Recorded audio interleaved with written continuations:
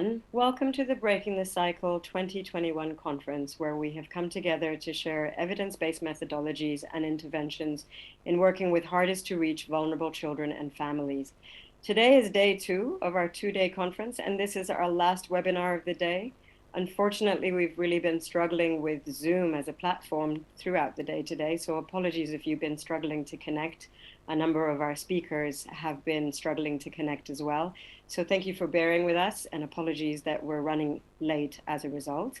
But hopefully we should be able to still cover the webinar session today as we had planned, and we're very excited with this particular topic especially. So my name is Sherman Moladina, and I work with Railway Children Africa as Program Training and Practice Development Advisor. And just some housekeeping first. Your video and sound, you've probably noticed, are turned off. You're able to communicate and comment and ask questions through the 2 functions. So comments in the chat box, where we would like to welcome you to comment, to introduce yourselves, to share resources. And then if you can put your questions in the Q&A box, that would be fantastic. We have interpretation from English to Kiswahili for this webinar. So if you'd prefer to listen in Kiswahili, there's a globe at the bottom of the screen. If you just click on that and pick the Kiswahili channel, you'll be able to hear everything in Kiswahili. All our presentations today are in English, but there are some video clips that will be in Kiswahili. So for those of you that will need translation, you'll then need to pick English in order to be able to understand what's being said there. So I would like to introduce our moderator for today, who will introduce the webinar and the speakers for us. Shan Long is a senior associate with Maestral International.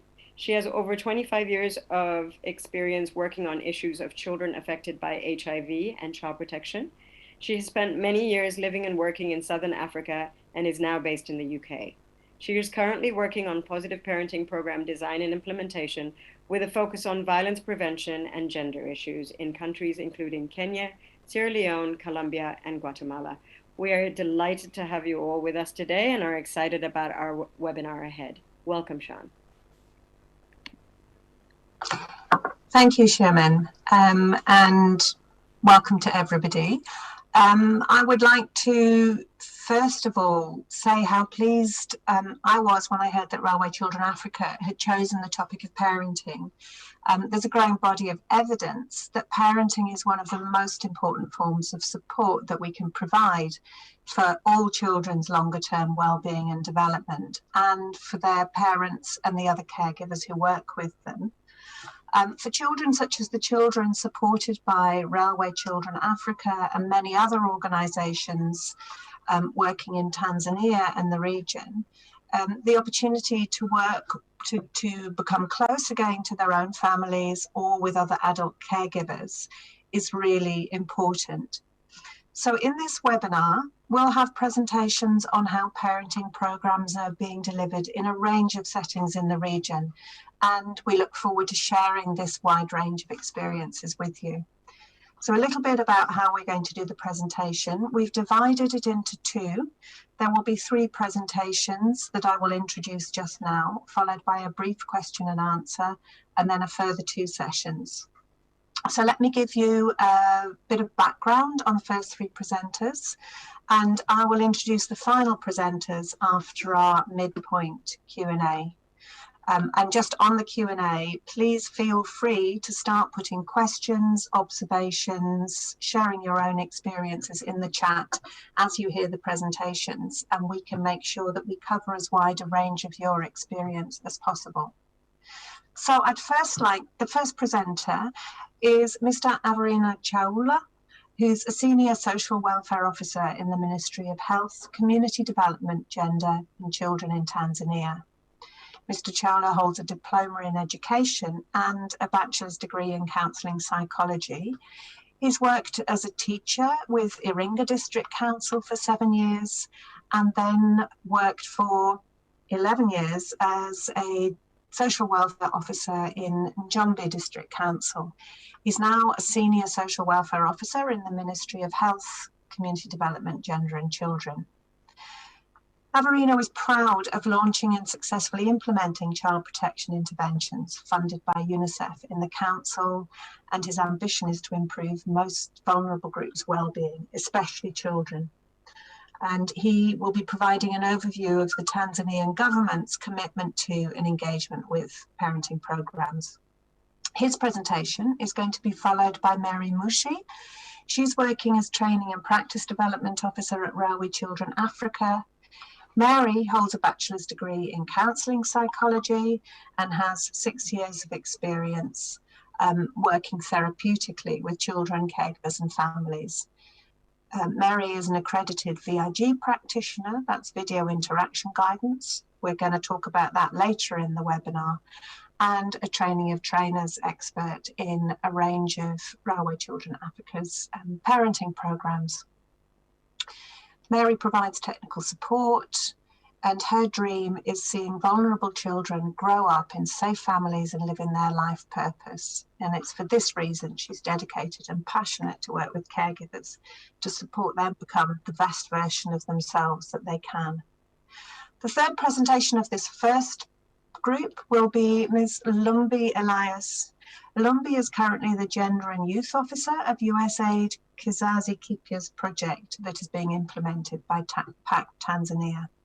Lumbi holds a bachelor and a master's degree in project planning and management, and has worked for more than 7 years in various public health programs, especially in adolescent HIV prevention and gender interventions. She will be presenting on the PAC program. So I would now like to introduce Mr. Chola, who will present his program. Thank you very much, Averino. Over to you. Okay, thank you. Hello. Hello.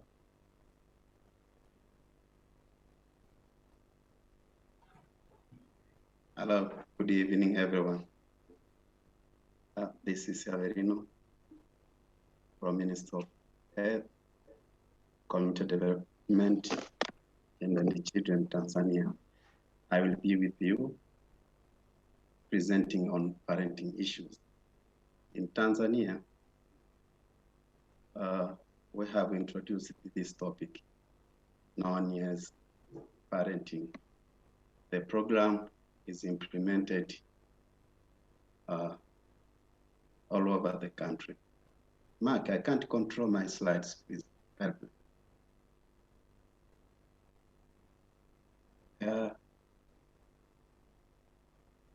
Okay.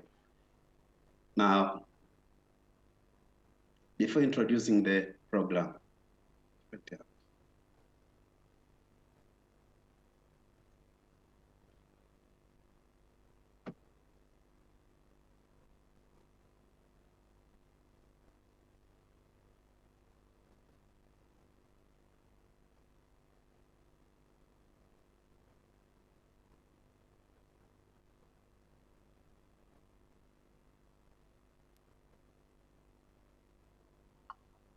apologies to everyone. I think well, as everybody knows, we're all having a lot of connection problems today. So what I suggest, Mark, is that if you could forward the slides to the next presentation, which is Mary Musha, and then hopefully Averino will be back after Mary's presentation, if you're okay and ready. Thank you, Mary.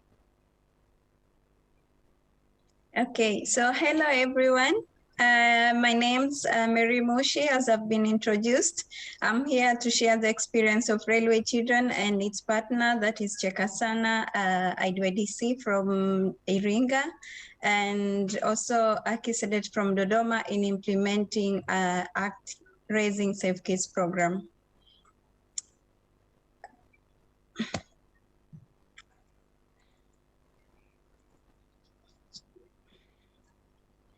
So the Acting Raising Safe Kids program was developed by American Psychological Association, and with the FCDO funding, Railway Children and the partner that I mentioned, we were trained as TOT in July and August 2018.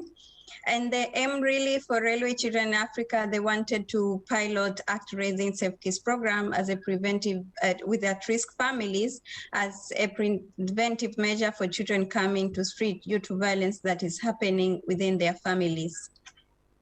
So the focus of the program is for caregivers and parents of children of 0 to 8 years. It's non-judgmental. It's delivered in a group format with average of 15 to 20 caregivers in the group. It's a 9-week sessions for 2 hours every week.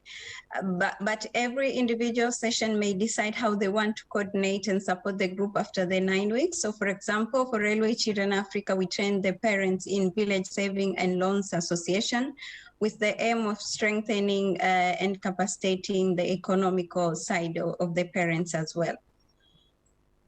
So the aim of the ACT program is supporting parents to change their practices to prevent maltreatment, but also support them to become better parents by sharing research and knowledge on child development. But with the group format is to enable the ongoing peer support. So as I said earlier, so there are 9 sessions. I won't be able to go each of the session, but generally at the beginning of the training, the parents are taken through, they're given the opportunity to reflect on the changes they want to see and also set the expectation throughout the 9 weeks. And generally the program helps them to learn about child development, behavior they could expect given the child developmental stages and how to respond to them. And the interesting thing about the ACT program, it's also helping the parents to reflect on their own behavior. So for example, parents are given opportunity to learn about their anger issues and how to manage it. They are also provided with the opportunity to reflect about their own upbringing and how that impacts their own parenting style now. And they're empowered to become advocates of child rights within their community. So how then do we find the caregivers who we train under ACT program? So for the first step is ward and site identification, and the site and identification is done through where most of the street connected children are coming from and where we have mostly reunified the children. So this is informed by our internal data of where these children are mostly coming from. And after we have identified the sites, then we identify the caregivers, and the identification of caregivers can be done either through the community leaders who then may refer parents who needs parenting skills. But on the other hand, we can work with other organizations that are providing other support but not parenting skills. So for example, we have Compassion who are supporting children in education but not supporting the parents on parenting skills. Then they do refer to us for us to provide the parenting skills. So, and it's very key, after the 9 weeks, we continue to make follow-up to ensure the groups still meet and continue to support each other. So over the 3 years with our partners, we were able to enroll 582 parents in the parenting program, but 503 graduated. Some of them dropped along the way with various reasons. There are reasons for relocation, being sick, but the majority of them dropped when we had to stop the intervention when the COVID-19 started. We had to pause for some time the delivery of the session. So, and this really affected when we resumed, most of the parents didn't return back. And again, we were able to form 11 VSLA groups. So we had to adapt a little bit with the curriculum. As I said earlier, it's 2-hour session, but with our caregivers, given their literacy level, we had to, they need much time, more than 2 hours. So there are some sessions that are provided for more than 2 hours, but 3 hours maximum. And for much longer session, we had to split into 2 sessions. So this would then affect the session may go more than 9 weeks. So we have some lesson learned and some challenges along the way as we have been providing, we have implementing the program. So for example, mothers usually come with their babies and young children at the training. So for us, it has been very key to ensure someone is taking care of the children so that the mothers can be able to really focus and concentrate on the classes. But the other bigger challenge that we have had is the number of men who turn up to be enrolled into ACT program, into the parenting session. So we are really keen into exploring, and if anyone who is listening knows how we can bestly have men into the parenting groups, they can share their experiences.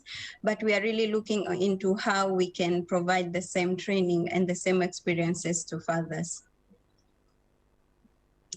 So we have had some achievements that I would like to share with you. So let's a little bit hear some testimonies from the parents.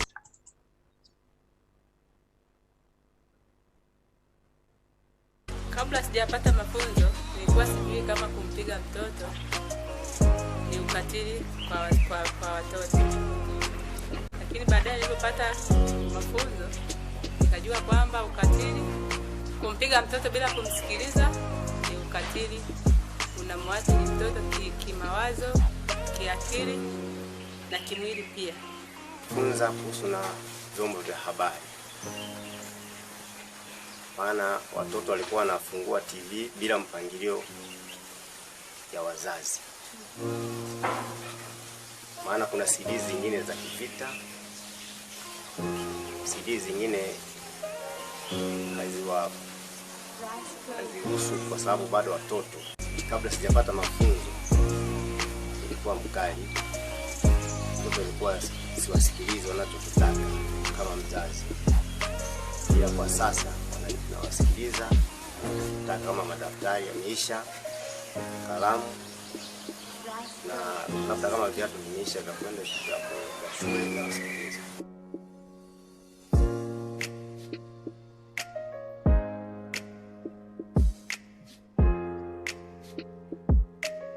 Kipindi cha nyuma kabla ya mafunzo nilikuwa sina mahusiano mazuri na watoto. Ina maana hata mtoto alikiwa akipata shida, hata shuleni huko akipigwa au vifaa vya shule vikiisha, anamsubiri baba. Hata akirudi usiku saa ngapi, ndio anakuja kumwambia, lakini mimi naye shinda naye hapa aniambie. Lakini baada ya mafunzo ikawa ile ya kukaa karibu na watoto. Ina maana hata saa hizo akipata shida au ana jambo lolote, ananiambia hata kabla baba hajafika. Baada ya mafunzo ni mazuri kwa kweli. Kwa sababu kabla ya mafunzo mahusiano yetu na watoto yalikuwa sio karibu, afu sio kwa mazuri, hayakuwa mazuri. Kutokana na kwamba ile hasira niliyokuwa nayo kutokana na malezi ambayo niliyapitia na mimi. Kwa hiyo hasira ile ikawa inakuja mpaka kwa watoto. Lakini baada ya mafunzo mahusiano yangu sasa hivi ni mazuri na watoto, ninawapenda, ninawasikiliza. Kabla sijapata mafunzo. So thank you so very much. After hearing the testimonies from the parents so quickly, just in 1 minute, I'll summarize. So we were able to do a mini evaluation in Mwanza and Iringa after the 1-year implementation of the program. And what we had a group that had received ACT and another group that did not receive the ACT program. And what we learned, for example, the action that parents will take if their children misbehave. The majority of parents who did not receive ACT, 71%, reported to use corporal punishment as beating their children. So, and in terms of a relationship, the parents that had not received the training, 15% of them compared to those who had received the training had unstable relationship. And for the parents who had received training, majority of them were making follow-up and monitoring as to what their children were doing. And in terms of how they discipline their children, the parents that did not receive the training, which is again 71%, 1% were using corporal punishment and such as beating their children as a way to discipline them.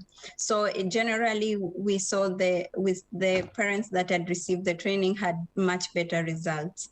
So as for further learning, I had mentioned, we piloted VSLA for the parents after the 9 weeks. So we want to do the more evaluation and explore further how this has impacted and what we can learn from there.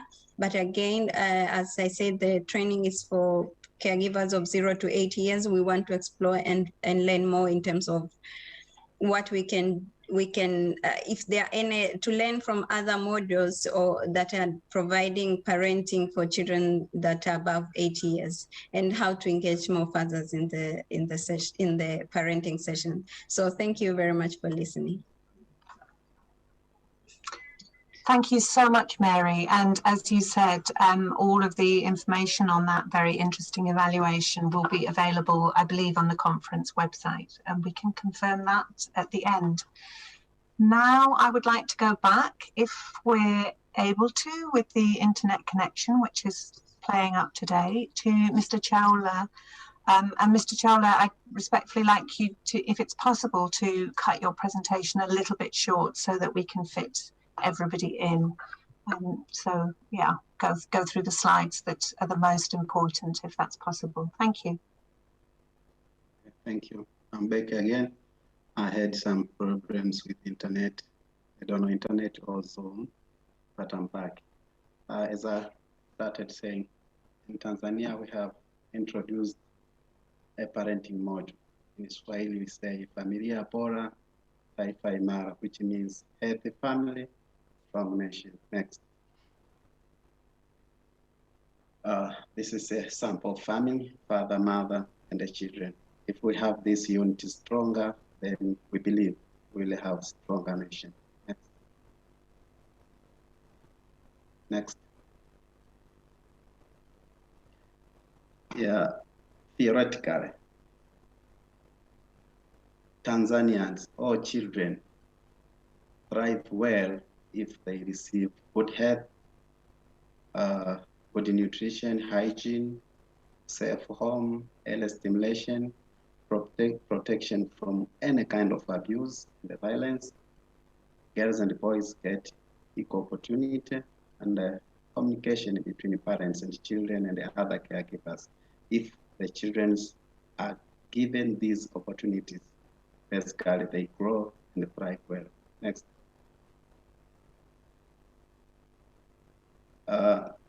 Now, before launching the parenting mode, the government, together with the other stakeholders like UNICEF, introduced the several actions to better understand the parenting in Tanzania.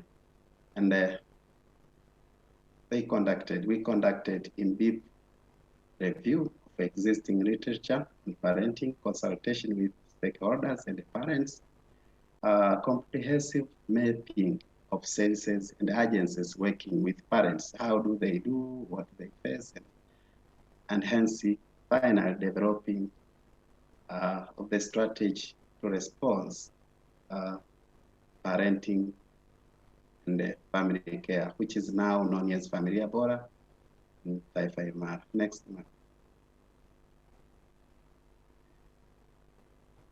Now, in the studies, we learned the following: increasing mobility driven by economic needs, and the incentive often weaken the network of support. And the second, fathers usually have limited involvement in parenting for cultural as well as work reasons, serving primarily as a provider. They think by providing everything, it is okay to their children. However, poverty also puts additional pressure on families and tends to be greatest in a single parent household, especially when a mother has children. Without a father, the burden is greater. Adolescents living in a poor household may take risks to secure outside the home the material gains and the goods not available within it, especially those who lives in a poor household. They have to go outside to seek for help. Next.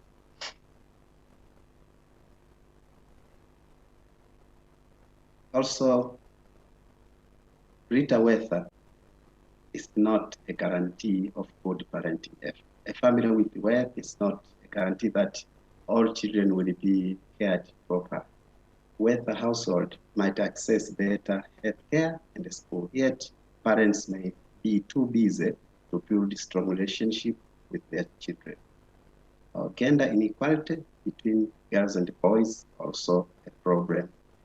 Other significant gaps in several child rearing practice includes poor nutrition, poor hygiene, and sanitation, and inadequate response to childhood illness, which are more common in poorer households that are usually the farthest away from sex.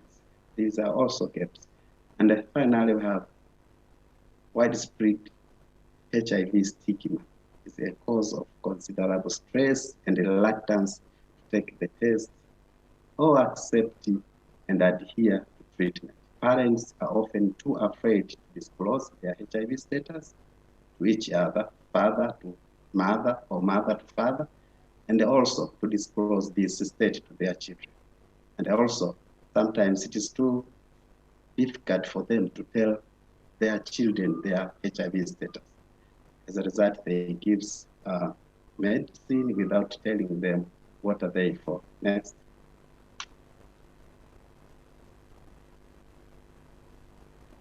Widespread violence and the social norms that disregard violence and the use of physical violence to discipline children also is a practical in Tanzania.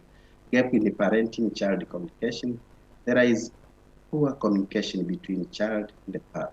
Parents think by providing everything to children, it is over. They don't sit, talk to children, discuss, listen to them, and so forth. Children face educational challenges because their parents do not know how or are too busy to help them do well at school. The disconnection between home and the school and the lack of engagement between teachers and many parents increases the risk to the child who feels unable to explain their experience. Some parents are not getting good in touch with some teachers, so nothing they share from the school to home or home to school. Rapidly expanding access to the internet and social media is increasing the vulnerability of children to online abuse. Nowadays, children are in touch with the internet all the time. They have a smartphone in school, are connected well with the internet, so they are affected sometimes with bullying and violence through internet. Next. Now, through those experiences, those lessons we have learned behind, we get the following. Next. That means the parent, go on. The parent need to have knowledge in immunization, prenatal birth, postnatal maternal care, infant feeding, early stimulation. Next. And HIV testing, hand washing, sanitation, water treatment, child illness, preschool, homework, play, and many others. Those are the messages that messages and the skills that parents need to know. But who is giving them all of this? We found this is a gap, and we came up with this parenting mode. Next. Yesterday, Amazon reported an additional one. Now the motto is all about next month, all about care, protection, and communication.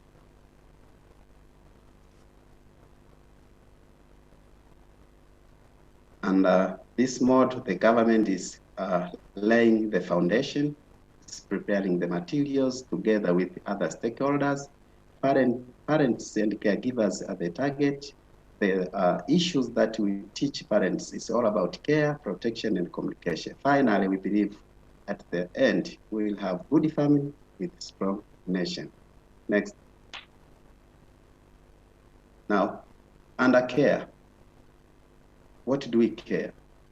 We teach parents on reproductive health, on infant, child, and adolescent health, on nutrition, hygiene and sanitation, HIV, PMTC, and other CTC issues. And we teach parents to pray with their children, sports and fitness. Next. Under protection, now we protect our children. Now we teach children, parents on what things they are going to do that will enhance protection. Now preventing children from accident, protecting citizenship by launching programs that enable registration of the children by having national ID cards or national registration cards. And we have positive discipline, positive family role models, protecting from and responding to abuse, where we have special programs under this, alert to risk, including online risk, protecting children with disabilities to various forms of abuse. Next. And finally, communication. So we protect, we care, we protect, and communicate. If parents will do all of this, if the parent will be talking to the unborn child, talking, praying, singing songs to infant, listening and talking with all children, encouraging learning and staying in school, discussing child rights and responsibility, communicating equally to girls and for boys, also to children with disabilities. That means we will have built a strong family with strong nation. Next. So the implementation of the program started from 2015, where national TOT were trained in every region. And also the national TOT went down to the district where they trained the CTOs, community development officers, and the social welfare officers who are going to implement at lower level, where under ward level, 6 facilitators trained in. Normally, these are extension officers who interact with the children, with parents in many occasions. Next. I'm finishing here. And in implementing this, we identified many forums. Women Child Protection Intervention, which is implemented all over the country. HIV, AIDS, PMTC, maternal. We have family planning, conditional cash transfer, which more women are engaged in groups which deal with financial issues, community-based health program, care for child, and many other programs. These are programs that we found are suitable for implementation of the parenting model. Next, that's the final. The father also needs to know how to take care of parenting program. Thank you. Thank you so much, Mr. Chawla, for that very comprehensive and interesting presentation, which I think gives us a very good example of the pressures that parents and children are facing and the complexities of a parenting intervention. And I would love to borrow your slide with the arrows sometime, because I think it's such a good illustration. We're going to have a bit of a change to the agenda due to the problems with connecting with Zoom. Olumbi from PACT has not yet managed to connect. So we are going to now move on to what was due to be the final session of the day, which is a presentation on disability inclusive parenting programs. This will be presented by Alice Tinjiwe-Kagwe and Fidelis Matoni. Alice is a transdisciplinary early childhood development professional and a disability and inclusion advocate. Alice has a master's in education from Harvard University and over 13 years of experience working in the intersections of health, early learning, responsive caregiving and disability inclusion throughout Africa and in the US. Alice is passionate about translating the science of early childhood development and multisectoral collaboration to create inclusive environments through policy, practice and research. Alice co-founded the Universal Baby Project, and she's currently focusing on creating disability inclusive parenting resources from around the globe. Fidelis Matoni is the Parenting and Social Behaviour Change Manager of Changing the Way We Care Kenya. Changing the Way We Care is a global initiative promoting safe, nurturing family care for children reintegrating from residential care and preventing child and family separation by strengthening families and reforming national care systems. Fidelis holds a master's degree in project planning and management, and her work involves promoting engagement in positive parent-child relationships during family reintegration and family strengthening for sustainable reintegration and increasing retention. Fidelis has worked with the Catholic Relief Services for the last 13 years, working on projects focusing on HIV, OVC, parenting, and early childhood development. And Fidelis, like everyone in this session today, loves working with communities and families to ensure that children thrive and maximise their human potential. Alison Fidelis, you've got 10 minutes if you can manage to do that. Thank you. Thank you. We are glad to be here. Greetings from sunny Nairobi, and welcome to this presentation on promoting positive parenting for parents and caregivers of children with disabilities and care reform.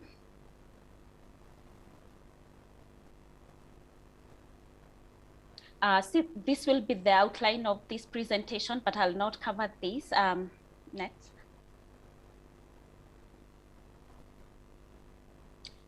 So Changing the Way We Care is a global initiative designed to promote safe and nurturing family care for children. This includes reforming national systems of care for children, strengthening families, family reunification, and preventing child-family separation, which can have harmful long-term consequences and development of alternative family-based care. Changing the Way We Care is an initiative led by CRS and Maestro, and also with other strategic partners like Better Care Network. Next. Changing the Way We Care believes that children do well when their families do well, and families do better when they live in supportive neighborhoods and communities. So we operate at all these multiple levels as shown, at the global, regional, and country levels to prevent children from being separated from their families, entering residential and other forms of alternative care, and works with partners to ensure service providers, including traditional orphanages, can transition. So in Kenya, what we are calling charitable children institutions are what traditionally many people would call orphanages, and also really influencing donors and policymakers. So at Changing the Way We Care, we are guided by these three objectives. Firstly, we want governments to promote family care, and by this we are working at the policy level, workforce investment through public financing. The second objective is that children stay in or return to families for those who've been separated, and we do this through family strengthening, engagement of community in family care, and transition of residential care to new institutions or orphanages to new, so that they can offer new services. Our third objective is that family care is prioritized by a global movement, and this largely includes global, regional, and national influencing, including advocacy, working around policies and best practices at the national level, and redirecting resources. All this is through under the care reform, where we are really working at transforming institutional care and instead promoting family and community-based care. We are also looking at alternative forms of care and family separation and family preservation. So in that second objective, that's where our positive parenting work and disability work is really anchored. Next. So under positive parenting, really working to ensure that whatever we are doing is at the best interest of the child, and in a way that is nurturing, it's empowering, it's non-violent, and non-discriminatory. Next. So how our programs work, we are looking at 3 levels. We want to make sure that our parents feel confident in what they're already doing and they're really already doing it well. We want to help our parents and caregivers learn skills and techniques from each other through the group interventions or from their facilitators. And we also want to give parents the best chance to practice techniques that are really based on evidence that is being developed. So in terms of positive parenting, we looked at the ICS. ICS is investing in children and their societies. They have an evidence-based parenting curriculum called Skillful Parenting, and that is what has changing the way we care, we adapted. The original Skillful Parenting is only a group-based version, but due to the nature of our work, targeting reintegrating families and families at risk of separation, our adaptation looked at developing 2 guides. One is the home visit guide. This is a 45-minute version delivered by caseworkers and targets families who are undergoing reintegration. So this is offered at the home level by the caseworker. We also have a group guide version. This is a 2-hour version delivered by a trained community resource person, and it's delivered in groups of 10 to 20 caregivers.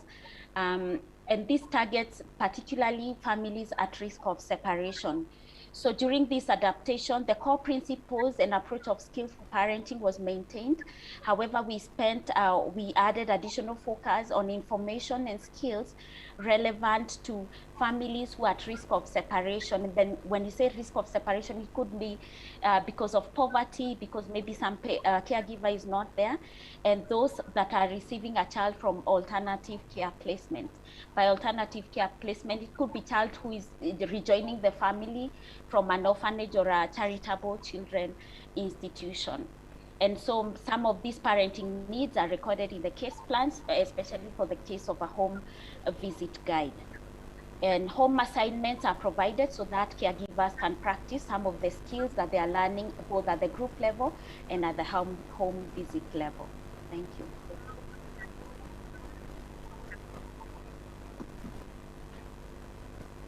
So I'm going to now share findings from a desk review of global parenting resources specific to children and adolescents with disabilities. And this was conducted as part of the larger effort to adapt the curriculum that Fidelis just spoke about, the Families Together that CRS and Changing the Way We Care have developed. And this is a larger effort to really holistically support parenting curricula and make sure that they are holistically supportive for caregivers of children with disabilities. So these are just the 11 resources that we looked at for the desk review. And some of the information that we were looking at when we were going through the review was, what were the specifics on the target audience, illustrations, what type of illustrations were there for people with disabilities, what type of knowledge and information, how in-depth did the materials go in regards to disabilities and causes and support for disabilities. Instructional guidance, what were some of the strategies and activities given to parents to support functioning and independence, what linkages and referral support systems were also developed. Sorry. Is that working?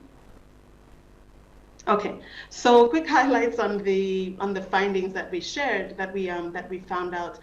Quite a number of the global resources for parenting, particularly for kids with disabilities, covered the entire age range from 0 to 17. Lots of lovely illustrations of people with disabilities, children with disabilities, assistive devices, a lot of great stories that talked about communities and families and individuals, and then lots of materials that could be done by the facilitator or caseworker, and also some that the parents and caregivers can do on their own.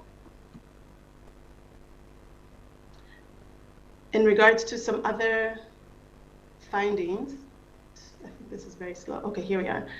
So there was another key thing that we found was that there was quite a bit of knowledge around guidance around what type of skills and knowledge the caseworkers or facilitators needed to have. And a lot of this was around some existing knowledge of children with disabilities and value for people with disabilities prior.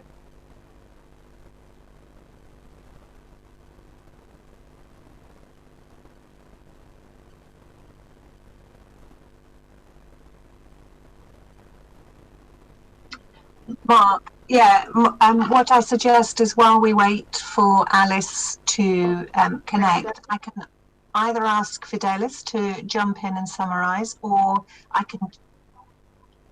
Hello? Okay, over to Alice. Hi, so thank you. Sorry, I'm having some challenges with the slides.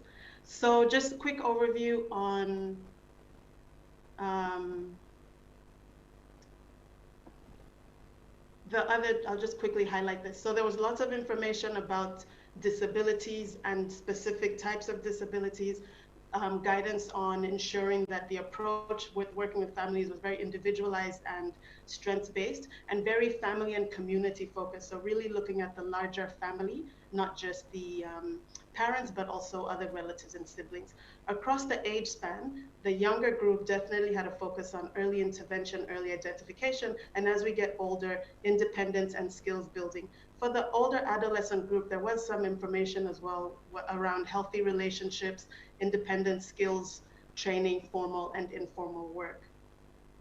And so these are some of the lessons that we are taking to adapt the Families Together parenting curricula to make it inclusive. And so this includes guidance on that information for the caseworker that's going to be doing this work with families, lots more illustrations so that there can be representation of children and families who are caring for children with disabilities. More local support information, particularly around mental health for caregivers and mental health for the children themselves with disabilities. A lot of strategies and activities that caregivers themselves can manage to do at home. And then also a focus as well to ensure that there are specific supports that are there for the needs of adolescents with disabilities. So that's where we are, and these were some of the lessons that we've learned that we're using to enhance existing parenting curricula so that it can be more disability inclusive. Thank you. Thank you very much, Alison Fidelis, and apologies that because of the technology problems, people are under some pressure to share their presentation. I think there's a lot of really rich information in your slides, so I would encourage people again to have a look at the complete list of presentations on the website. Before we go to the next presentation, what I would like to do is have a bit of a break and share some of the questions that have already been shared with us to the presenters. So Mark, I don't know if you can put all of the presenters so far on screen and able to talk, and I will direct a few slides for them. So the first question that came in, I'm just going to run these in the order they've come in. Please do keep putting your questions in. The first three questions are for Mary, which makes sense because Mary was the first person presenting. So Mary, the first question was, how does the ACT programme support parents to challenge social and cultural norms that underlie the acceptance of violence in communities? Okay, so through the ACT program, first of all, so there are a lot of research and knowledge base that are being shared with the group. And again, as I said, it's in group format, but it allows a lot of group discussions, and it gives a room for the parents who are attending the groups, like to weigh out. So like looking the pros and cons on the other hand, and for them really to challenge about their thinking, about the thinking they have around and their perception around around things.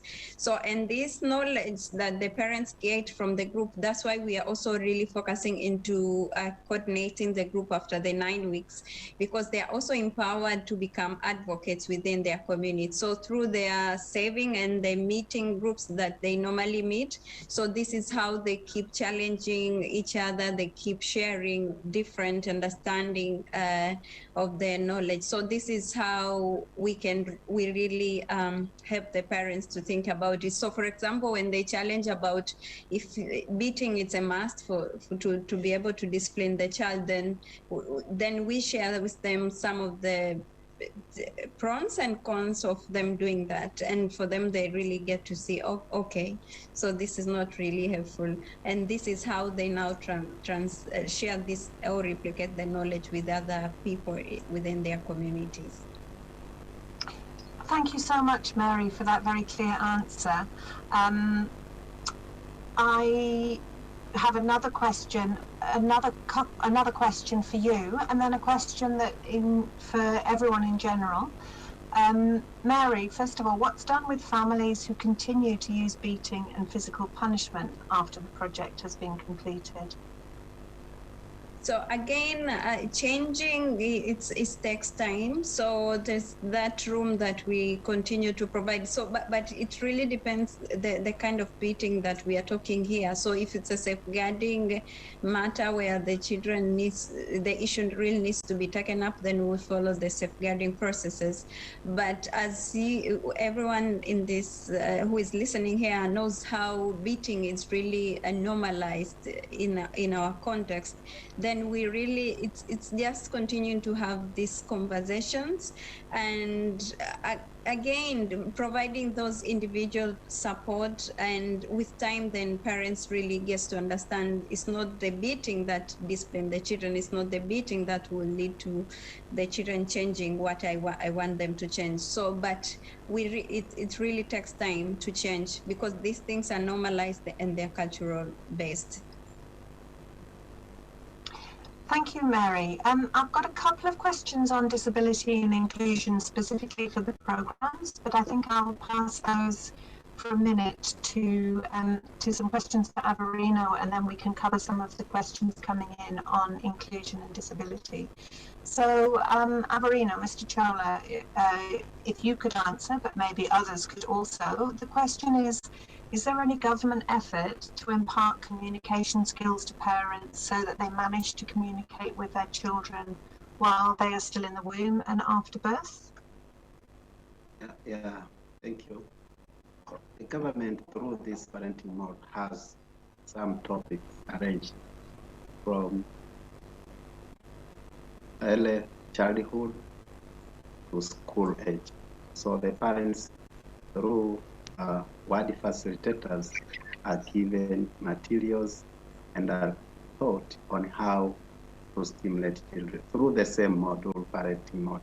So it is there, and it is implemented by government and some stakeholders on this area of parenting. And another question for you, thank you. And apologies to people asking the questions. I don't have the names of the questioners, so I'm unable to say where the questions are coming from. But the second question is that the questioner didn't get clearly on what package the government is working on. Is it the package to promote early stimulation and communication?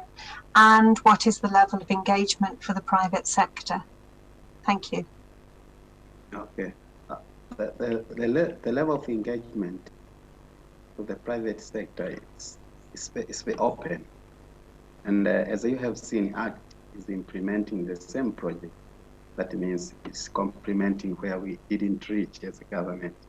That means they use the same material in training parents on how to take care of their children. And the package is not only on communication. It's all about, it's all about care, protection, and the communication.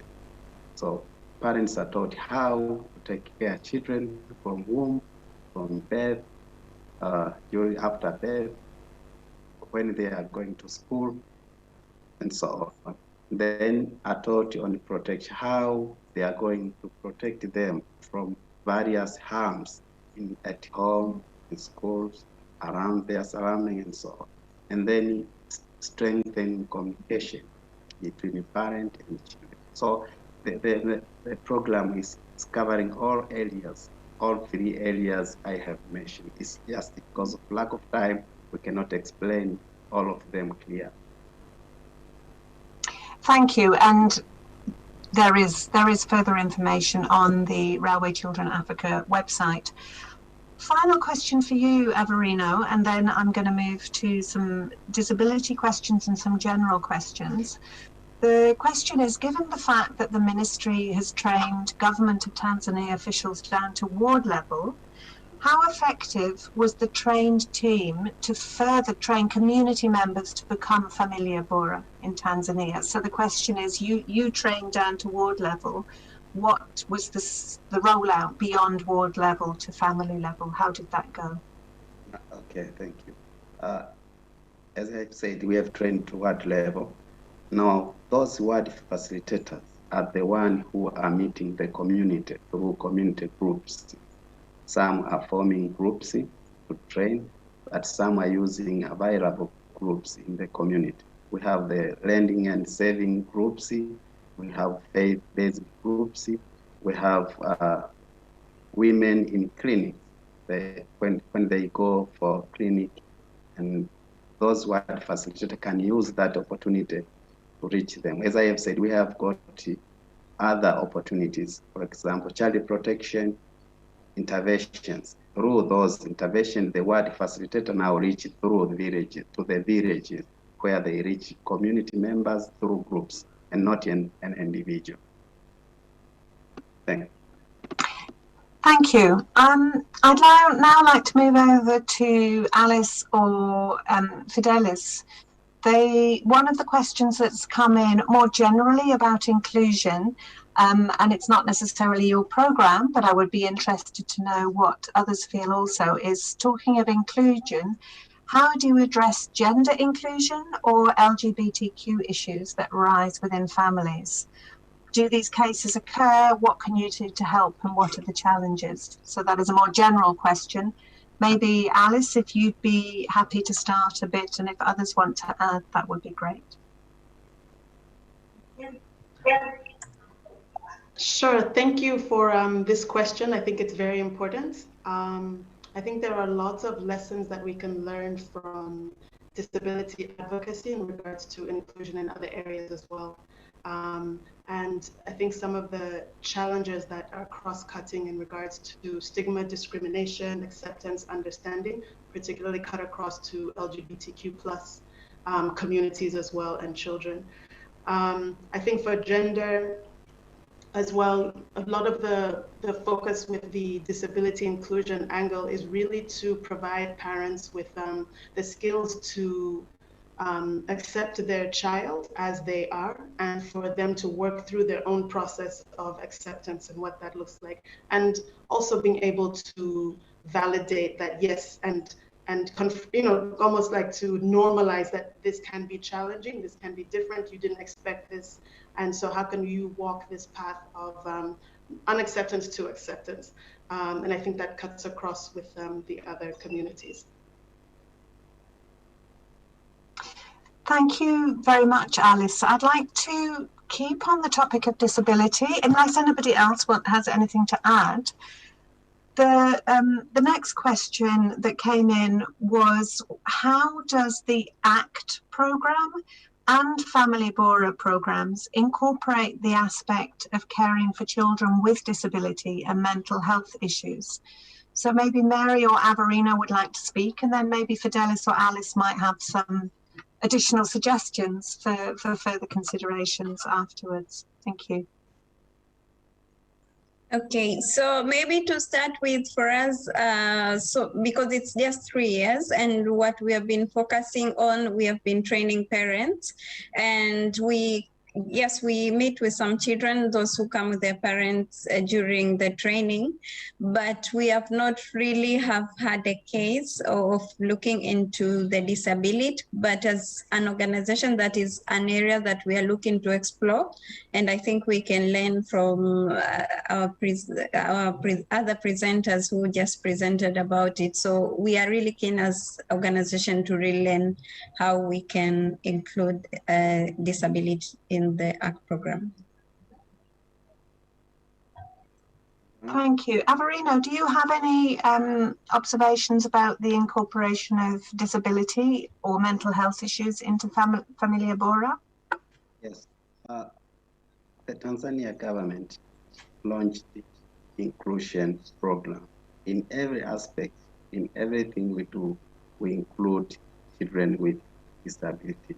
So our program is not for those children who are not disabled, it's for everyone. So children with parents with children with disabilities and those without are trained the same skills because they fit in those parents. So it is a program for both children.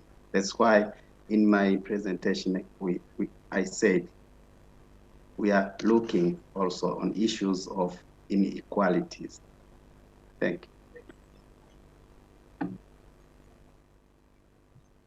Alice or Fidelis, do you have anything you want to add? Yeah, sure.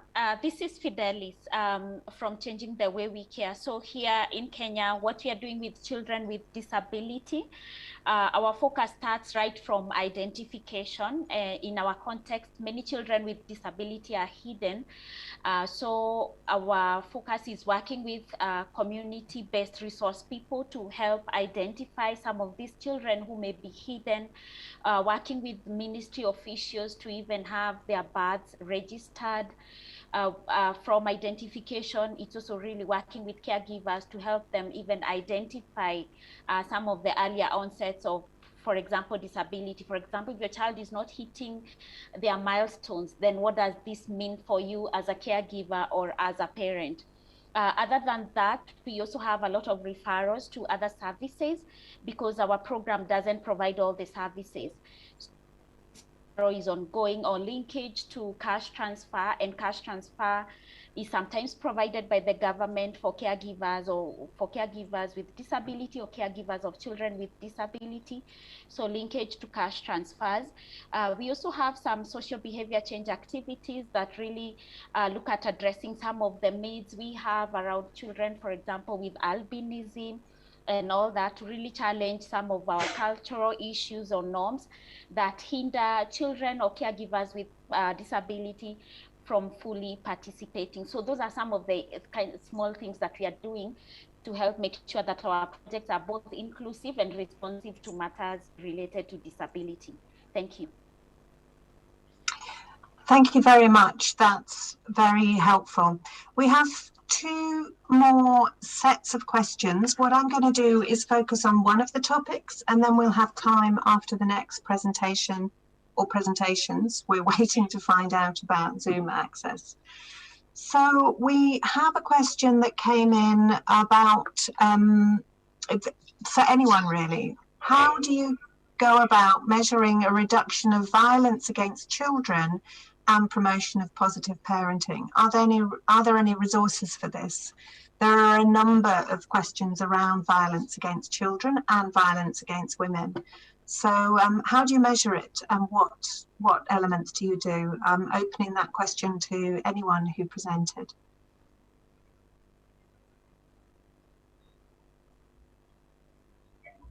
Hello. Hello. Measuring violence not easily, but what we are doing as we train parents, we believe they practice what they get from our presentation, and from those presentations we get the results. If the violence is decreasing, that means the events are few. We believe possibly that violence is decreasing. If they are increasing, that means maybe awareness is high, then reporting is high as a result of our education. So it's not so easily to measure, but decreasing of events can say something that our people are aware of the effect of violence and hence has reduced the act. I can say simply like that. Thank you very much. Would anyone want to add one more point in the final minute, or shall we move on to the next presentation? Can I add? Thank you, Alice. Yes, do please. Just on this point about violence and measuring violence, I think one of the challenges, particularly that involves children with disabilities as well, is the reporting mechanisms and access to the reporting mechanisms, and even just like, do children understand their rights in regards to violence and reporting, and can they safely report? Can they even access, and do they know, have they been given do they know the information and the place to go? And I think the more that there can be a bit more community awareness around violence and abuse and supporting children to also be able to report on their own, and that includes children with disabilities, then those systems can become places for measurement as well. Thank you very much. We do have a few more questions, but we've got some time after the final presentation, and I will come back to some of these questions along with any further questions people want to post. So now I would like to move over to another presentation, which is from a team from Railway Children Africa and people working with them about video interaction guidance. This will be presented by three presenters. Hilary Kennedy is a leading developer of video interaction guidance in the UK. She's an educational psychologist and an honorary research associate at University College London. She is currently working on new perinatal and domestic abuse projects and incorporating VIG training. She's been fortunate to be involved in international VIG developments in countries such as the Czech Republic, Finland, Greece, Italy, Turkey, Tanzania, Ecuador, and Mexico. Hilary will be presenting with Irene Kimaro, who works as a project officer on family work for Railway Children Africa. She has 8 years of experience of working with children living and working on the streets and with their families. Irene is an accredited VIG practitioner and training of trainers in Raising Safe Kids programs, ACT Raising Safe Kids programs. Irene's particular role is to ensure street-connected children are reintegrated into safe families and to support caregivers to heal from their own childhood trauma so they can raise and nurture their children. And Irene and Hilary will be presenting with Mary, who I believe you already know. So I hope my earlier introduction counts for you, Mary. If you could present in 15 minutes, it's slightly longer because we've got some video examples. So I'd invite people to sit back and enjoy the show. Thank you. Great. Well, thank you very much for inviting me to be here. And I'm very glad to have got here and to be working with Mary and Irene, who I first met when they were doing their VIG accreditations. So we'll talk a little bit more about that later on. So what is video interaction guidance? Wait a minute, I've got to go backwards here. It's a strengths-based intervention that has a very good research base for parents and children across all ages. The VIG practitioner uses these little video clips to highlight attuned moments of parent-child interaction, and its main aim is to increase the sensitivity to the child and the capacity to mentalize. And you'll see that what it does, this links to all the other presentations that I've really enjoyed hearing today, because it links to decrease violence and increase attunement. And that is the aim of VIG, is to get parents to be more attuned to their children. a sort of an example of one of the first bits of work I saw in my accreditations was by Naomi. She was working with a grandmother who had been reunited with an 11-year-old grandchild. And this grandmother here, you can see her here, she was very, very strict. And I mean, we probably would say quite violent towards the children, that she was exhausted. She had a lot of children and grandchildren, and they didn't do what she said. So she wasn't receiving the child's initiatives. This child came back from one of the programs, having been living on the street, and the grandmother was complaining the child wasn't listening to her and she wasn't following instructions, coming home late and etc. Then a goal was created with the grandma, which is the sort of real key of VIG, is to create a goal. I want to be close to my grandchild and to her to listen. That's the turning point. And that conversation is incredibly important, and it may take place over a few sessions. And once you've got that, she has this helping question: what am I doing for my grandchild to be close to me? And we see here, this is part of the little video that was taken where the girl's helping with preparing some food. And you can see here, I hope you can see clearly that they are having a good time. They're smiling to each other. And here we've got Naomi talking to the grandmother, and they're looking at the video, and they're seeing this video. You can see here, this is just a still, but they're seeing the video. And Naomi is saying, what are you doing here that's making this different from usual? What are you doing here that is helping you with your goals? Is she listening to you there? Which is what you want to do. Yes, she is. Well, I wonder why. Maybe because I'm smiling. So this is the sort of conversation that goes on in this shared review, helping this grandmother to get an insight into how to reach her goals.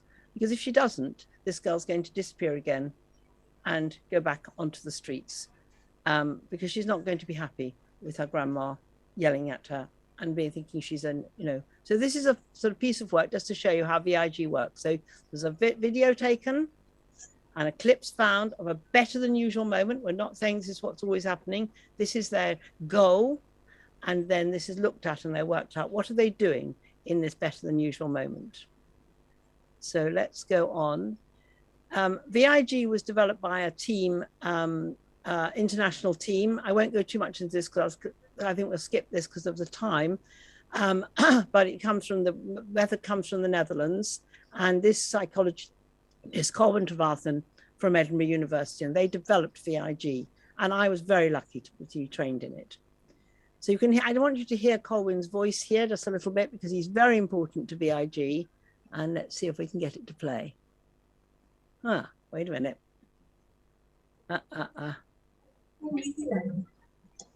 No, it's a kind of space in your mind for another person.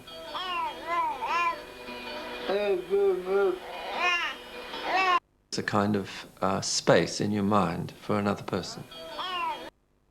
Okay, now we get, so I want to say there that what Colwyn was talking about, just to go back, is very important for you to grasp, is that he's talking about people need a space in their mind for the other. This grandma needs some space to receive her granddaughter and not to be so busy and so exhausted that she can't do that.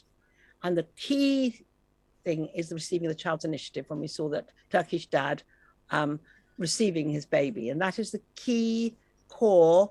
And once parents start receiving their children, a lot of things fall into place that we've been hearing about in the other presentations. So here is the team, some of the team, and I just want to put this up because this work was done by Zubaida Dasgupta and Alex Green and Jenny Jarvis.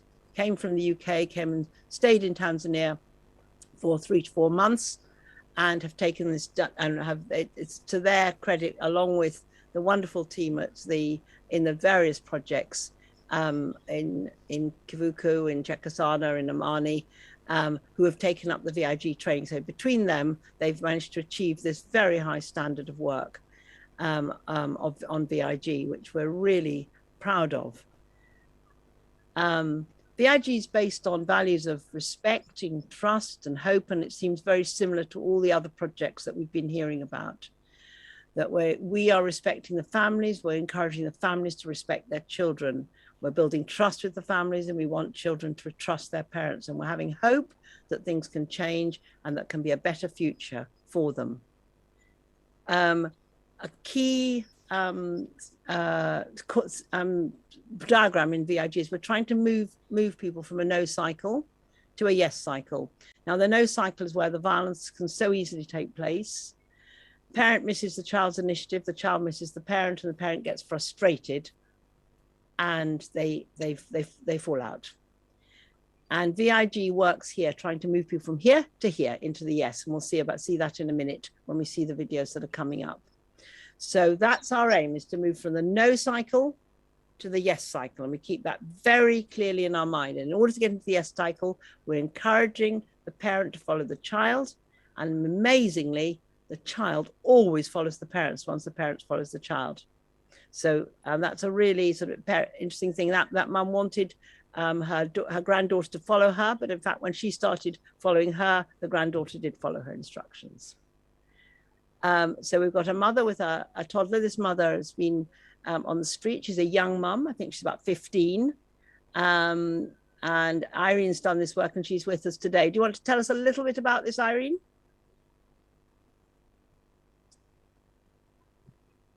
Are you there? Maybe she's not. Thank you. On. Oh, yes. Oh, good. Good, Irene. Good. You want to say just a tiny bit about this work with his mother, this young mom? Okay. We are about to view the video of the mother who was angry when the child starts initiative. She gets annoyed, and the problem was her son used to cry a lot, gets angry, and uses abusive language when the needs are not met. So this mother wanted a help on how to communicate with her son and understand each other, so that he can stop using abusive language and they can understand each other. So you'll see here that Irene's helping this mum move from a no cycle, which is what she came to her with, and into a yes cycle. So here we've got a bit of video showing the no cycle at the start. This is not a bit of video that was used with her in the work. It's more of an assessment bit of video, but let's have a little look and see what you can see here.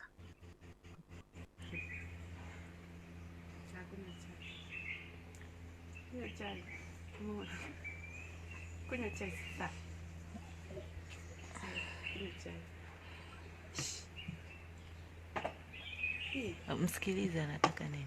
Anataka umwekee. Nikuwekee chai?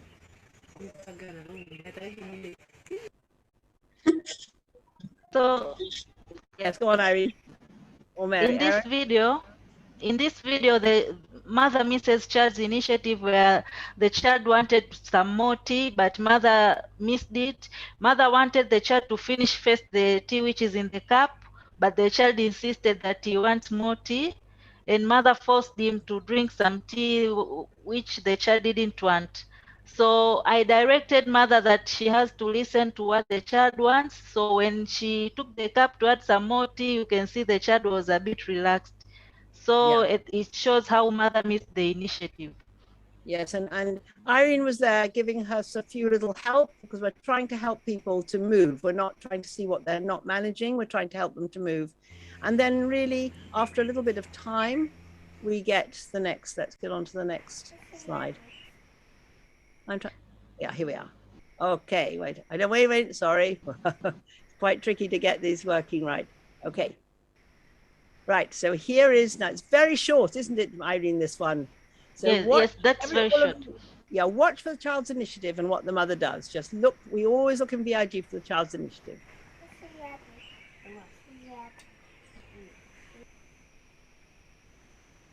So in this video, the child was trying to give mother something, and mother followed her very calmly in a friendly way. Even you can see the body language, they are friendly, and the voice is very friendly.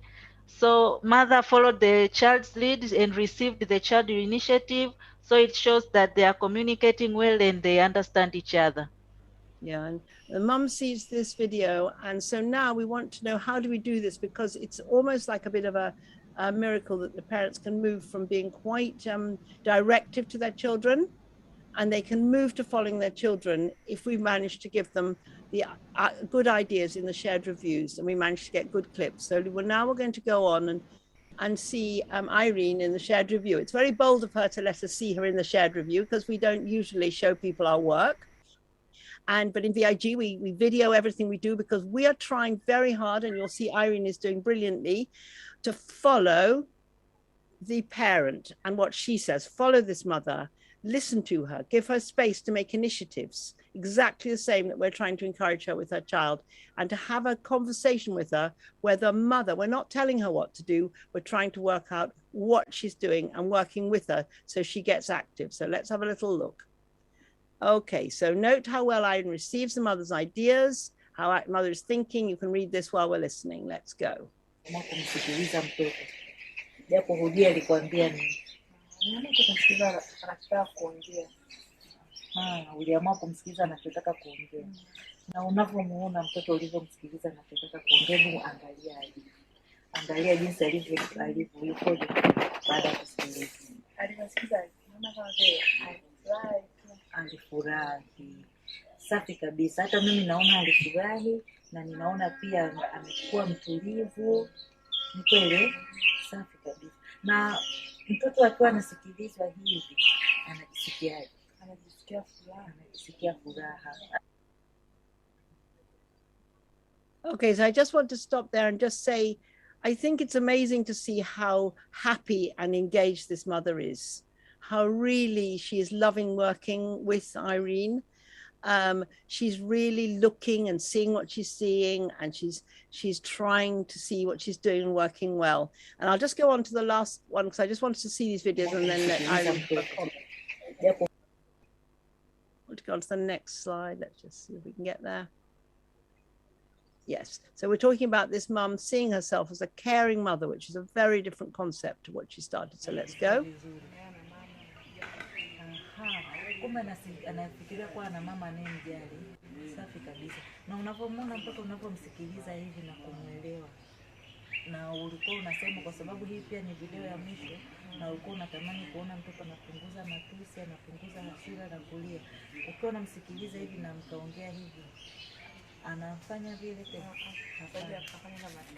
Hafanyi tena anaongea matusi. Safi kabisa. Na mimi ninafurahi kuona hivyo. So here, okay. Yes. Here we were talking about listening to the child and what the child thinks when he's listened to.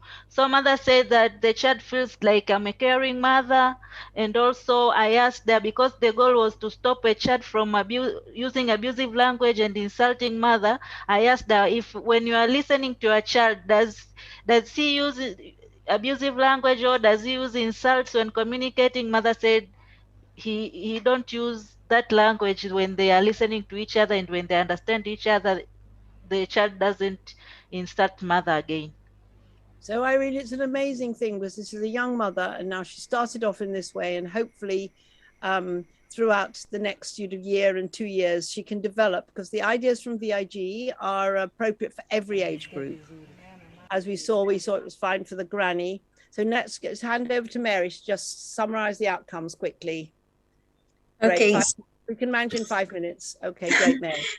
Okay, so as you have seen from the video and how VIG works, here as we started implementing at RSA and with our partners, we have seen it's a very good and positive opportunity to the parents to gain insights of their behavior and how that is affecting the well-being of the children. So for example, this mom, sometimes when the child was responding in the way she didn't want, when the child was missing to understand the mother, so the mother would be abusive to the child, and this is happening in most of the cases. So in terms of how they receive the children, so with VIG they're then able to see when they respond differently, when they become attentive to their children and they are tuned to their children, how then that is really affecting their child's development. So, and I wanted to quickly read some of the testimonies from parents. So for example, this mother was saying, I have learned as a parent, I should not get angry at my child, because she's still young. Instead, I should understand her given her developmental stage. So you can really see how the mother is also arriving into that new understanding. And the other changes we have seen, it's the interaction and the relationship that the VIG has helped improve in terms of the relationship. Even initially, Hilary shared about the grandmother and the child that who was previously living on the streets. And she was talking about being close to her grandchildren and having better interaction. And VIG has really proved that. So, and as you can see there, one of the parents was saying, my child is now closer to me. He feels free and comfortable to speak to me. So, and this is really an evidence of how VIG has really, has been an opportunity for the parents and that we are working with. Next, Hilary. Yeah, here's your next one. Okay, so another thing that with VIG is how the parents have been able to generalize their learning. Well, they are learning the interaction with their children, but the same skills that they are using in terms of how to communicate, how to receive their children, then they are able to use this even with their neighbors and the people that they're working very closely with.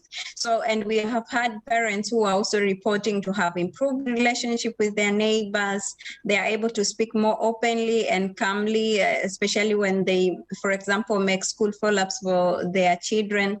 So as you can see, one of the testimony from the mother, she was saying, I speak friendly with my neighbors and I can ask for help from them. Before VIG, my interaction with them was conflictual. So this is helping not just the child. And generally, it has helped the family workers who are working with families. I think from yesterday webinar, you heard about our family work. So, and attachment and our interaction has been very key. So with VIG, we have also learned ourselves in terms of how to use VIG ourselves with our beneficiary. And that has been very key and very beneficial, even to us as staff. That's wonderful, Mary, and you've got so much more you could say, but we have a very short time. So we just finish off now with I started off saying that we want to enhance the people's pride in themselves. And this is how we do it. This is called the triangle of attunement. And a psychiatrist, Felicity Desoretto, who's looked at families who've been in trauma, she thinks that VIG is a really healing mechanism, because what this mum doing, this is the client, the granny here, she's seeing a video of herself attuning to her child, her granddaughter, and this is giving her this warm feeling. And then here we have Irene giving her a tuning, and she calls it a double dose of attunement. You get the tuning from the parent and you get the tuning for attunement from the person working from you. And you cannot do more than that to heal people who have been in a traumatic situation. So she believes that attunement to people and seeing themselves attuned to their child is the key to the moving from feeling ashamed of everything that's gone wrong to feeling a pride in themselves. And I would just like to say that I think that all the people who've trained now as VIG guiders and are doing their training, they've also developed a great pride in their skills. And I think you could see Irene's skills and Mary's got the same skills, and it's really an amazing way of practitioners seeing how well they're doing and developing those skills even further.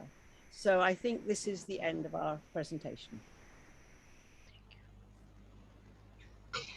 Thank you so much, Hilary, Mary and Irene. And I think it's great. You were due to present a little bit earlier, but I think it's great to end on such a strengths-based and healing focus. So I think what we're going to do now, unfortunately, we were due to have another presentation, but Olumbi from PACT has just not managed to connect to Zoom at all. But I believe her presentation will still be shared with everyone who's on this webinar.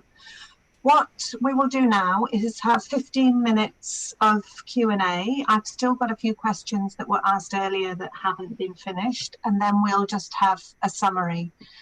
So I think everybody's on the screen. I will target the questions when they're obviously going to one person or one team. Otherwise, fingers on buzzers and feel free to just jump in when you have an answer. But the first question is for the VIG team. Sorry, let me just find my question. Somebody has said, I'm very excited to hear about VIG. How can individuals or civil society organisations access such knowledge? Practical, quick question. Thank you. Yes, maybe I can answer that. Is that they can contact us through the website, but then also they can contact the team in Tanzania, the Railway Children team there, because they are going to be training as supervisors. So it's a model where you can train on. So it's really contacting me directly, which you can do through the website, and also Mary, I would say, and we can really help you. And we're very keen to get other people involved. Thank you very much. And I'm going to be a bit cheeky. I've had a question come in on the same programme through a separate route, Shemin. What are the resource implications, or is there information about the resource implications of this quite intensive therapeutic approach? Basic question about cost and sort of how long it takes. Yes, well, how long it takes, maybe I'll send that over to Mary, like how long you work with a family for doing VIG, how much time, because, you know, it's relatively quick compared to some other interventions, but Mary can fill you in from her experience. Yeah, so I would say it's like around like 3 months. So because we are talking about 3 for cycles, so it will be like three months. Because if I talk about cycles, I may confuse some of you. But we are talking about 3 months. I think it will work very well, because the good thing about it is when you're done for the first time, you take the video and you feedback the family. Then you are able to see how they are progressing, and by doing that 2-3 more times, you are able to see if they are really getting and reaching into their goals. So it's an intervention that is a short time. So, and we have tried to apply that with our young mothers from the Youth Association and from parents, and it has worked for a short time. Yeah.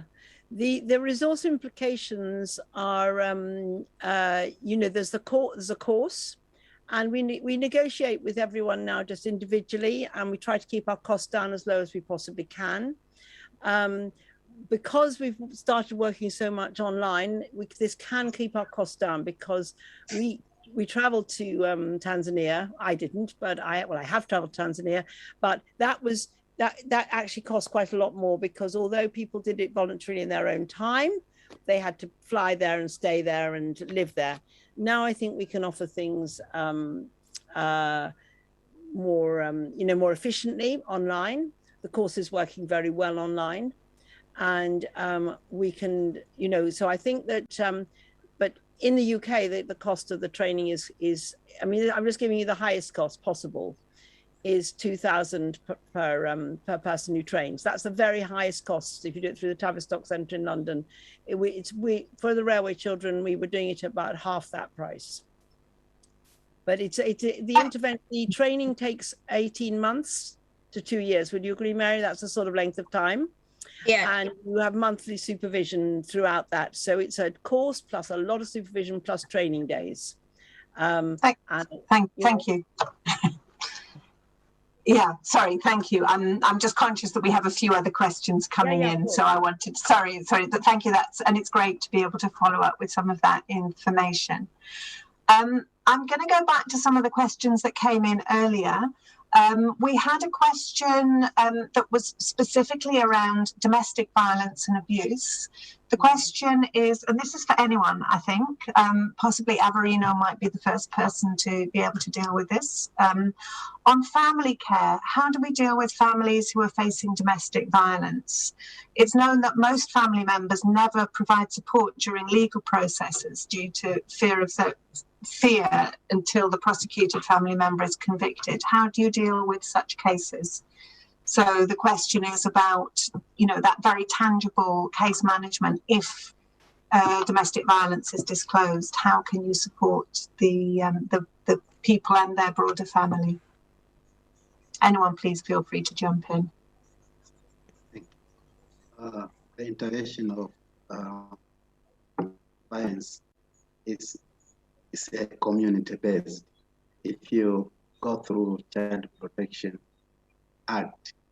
it states the role of officer, a special social welfare officer, the role of the government, the role of the community. So the role to report is for everyone. And when it is reported now, it is the time when the officers have to intervene through making close follow-up. But for the question, it is time that the government goes on educating the community, and it has initiated some committee in the villages, starting with the region, district, and the ward, lastly at village level. These child protection committees have the role to educate and to report. So if it is not reported within the family, we believe through members of the team around the village, around the family will report. And if it is reported, then it will go through legal framework. Thank you. Thank you. Unless any other presenters want to add to that question, I'm going to pass to another question that that's come up as a theme in several presentations. The question is, how do all these parenting programs ensure there's a ripple effect in communities? I think Fidelis talked a little bit about norms in the community, so I don't know if you would like to start, Fidelis, or if anybody else would like to talk about how they can increase the impact of the direct programs to changing norms in communities. Yeah, sure. With all these parenting programs and the ripple effect, I guess it starts from the main people who we are training as the facilitators or community resource people. So in our situation, our facilitators for behavior change or facilitators of any parenting programs are drawn from the communities where we are working in. So these are residents, people who live in those villages, understand the culture, the local language. And other than that, just to complement the services and that ripple effect, we also have an SMS platform, really just to complement those messages. And the SMS platform is a push forum where we push the messages. However, the caregivers are allowed to interact with that SMS platform through providing feedback. And other than just the sessions that we are having with the community resource people are having with the caregivers, we also have a lot of community awareness. It could be community debates within set up at the villages or community barazas. We also have participatory education theater, and all these forums are really supposed to complement what we are offering in the group sessions or at the household level. And all these are really based at the lowest point at the village, such that there's a lot of ownership, and they are also very cultural and contextually really well thought out to really enable that behavior change. Yeah, let me hold it there for now. Thank you. Thanks, Fidelis. I don't know if anybody else wants to briefly comment on that. We've got just under 5 more minutes for questions. I've got a couple more questions coming. If not, I shall move on to a question well, this is a question for Railway Children Africa, and then a question for Averino. About integration of different programs for coverage. So the first question is, how can RCA integrate ACT Raising Safe Kids manual with the ministry parent-family parenting manuals? Because it's important to be able to enhance parents and caregivers. That's the first question. So the question for Tanzania about linking up different parenting programs. I don't know who would like to answer for that question. Yeah, so for RCA, we were in that process of exploring and trying to learn and understand about other parenting programs that are there in Tanzania, so including the ones that is for the government, and we have the Furaha model that was supposed to be presented today. So we are really looking forward into meeting and really reviewing about all of the topics that are within the program and see how we can best adapt. And yeah. Thanks very much. I think I'll hand over to Averino, but you have one final question on your own programme, and then we have a final quick question for VIG. The question to you, Mr. Chawla, is the number of social welfare officers and DDOs who have been trained on parenting skills is low. What programme have you got in place to increase the number of trained parenting actors? Okay, thank you. I understand the program is not covered the whole country today. And so that means even officials who are trained are few. We are still in progress. We are going to cover the whole country so that we cover also all officials who are dealing with parents, especially the community development officers and the social welfare officers. So they should just keep on waiting. We are on the way to cover the whole country. Thank you. Thank you very much. One final 60-second question on VIG before we move to a wrap up of this session and of the whole conference. So VIG, can VIG be used for a group of people, for example, in a youth association? The answer is yes. First, people need to train on a one-to-one, and then you can adapt it to work in a group. And we have a thing called video enhanced reflective practice, and we have a book on that, and it's very appropriate to work within groups, but you require just that bit more skill to work in the group. Wow, less than 60 seconds. Thank you, Hilary. It's very useful. And a huge thank you to all of the presenters and to Railway Children Africa for pulling together a very varied and creative session on parenting. I was just noting a few really key points as the presentations went on. I think we've been given a very clear idea of the multiple pressures that families face, both the external pressures and the family pressures. And this is in general, obviously, and then for families who are under particular pressure and children who are really struggling in their relationships with their families. It's impressive that the Tanzania government are recognising some of the new challenges, such as children's access to online information and, you know, some of the issues around the generation gap. We've been given a couple of really interesting and quite varied models of presenting that are working with parents in general and that are working with specific parents. And I think some of the key points, some of the takeaways are that this is about being intentional. So, for example, Alice and Fidelis made it clear, just working on inclusive disability program doesn't just happen. You have to be very intentional about it and really think about it through an inclusion lens. And Alice gave some very good examples of practically what's the process of travelling a road with your children to address issues around your own stigma, your fears about the experiences your children are going through. The issue of linkages came up very strongly. Really important to make linkages to services such as cash transfers, but it's also important to remember that those, again, don't happen easily. Children with disabilities aren't always able or even know where those linkages can be made. And more broadly, the issue of linking individual work with families and with groups of families to larger social norms. And I think the phrase from VIG is a good way to finish. Sort of all of the programs that are having positive results are focused on the idea of respect, trust and hope.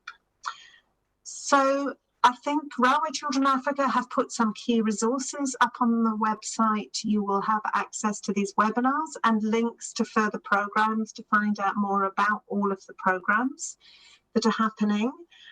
So I would like to thank all the presenters in Railway Children Africa, and at this point, on behalf of the presenters, thank Sherman and the team, and pass over now to Mr. Musa Mgata, who's the Director of Railway Children Africa Tanzania, for your closing words.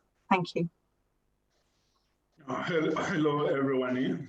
I believe that we have had a very fruitful discussion during the 2 days of the conference. As you know, the conference was themed Break the Cycle, Protection, Resilience, and Recovery for Street-Connected Children. We have seen this conference characterized by many interesting and useful presentations during both plenary and the interactive sessions. Lots of great experience and lessons learned have been shared. The presentations highlighted the impactful, practical interventions and experience, but also the importance of developing differentiated model or approaches for the most at-risk children and youth. On behalf of Railway Children Africa, I would like to thank you all the presenters, moderators, and the participants who were part of this conference from across the regions. Although this is the last day of the conference process is not over yet. We will be uploading all the conference material on the website and also share with you on email. Input provided in this conference will form the basis of our continuing engagement with you and the government of Tanzania, in particular, to advocate for the need to develop and invest in specific approaches and services for marginalized and hard to reach vulnerable children. I would like to recognize our esteemed sponsors, Foreign Commonwealth Development Office, FCDO, and the USAID, Kizaskipia through PACT for their unwavering support. With their support, our achievement will be just but unfulfilled dreams. Special thanks to Chairman Mordino for coordinating and pulling together this event. Also, I would like to acknowledge Mark Bell contribution in managing a lot of technology things behind the scene. I would like to thank you, my colleague, Railway Children staff, for inputs and supporting these important events and ensuring it went on smoothly. Moderators, speakers, and participants, you have had 2 loaded days and have participated actively. And I'm sure you need a break to process learning and strategize going forward. Once again, I thank you very much for your participation and asante sana.